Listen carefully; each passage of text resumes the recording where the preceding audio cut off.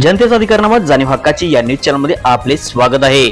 सर्वोदय विद्यालयाच्या 21व्या वार्षिक क्रीडा महोत्सवास प्रारंभ। बालकांच्या सर्वांगीण विकासासाठी शारीरिक व बौद्धिक कौशल्याचा विकास होणे गरजेचे आहे।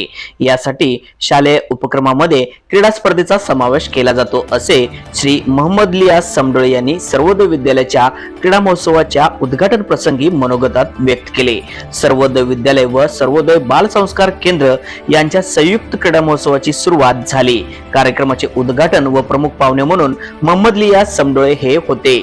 शाळेच्या मुख्याध्यापिका सौ आसमा नदाब यांनी प्रास्ताविक केले। उद्घाटनाची सुरुवात शाहू महाराज पुतळ्याचे अभिवादन करून व क्रीडा ज्योतचे प्रज्वलन करून करण्यात आले। उद्घाटन प्रसंगी क्रीडा शपथ घेऊन विद्यार्थ्यांना स्पर्धेचे नियम सांगण्यात आले।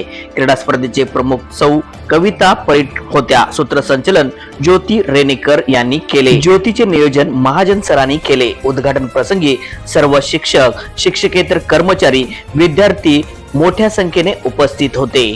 चला तर पाहूया सविस्तर न्यूज चॅनल नेटवर्क सह।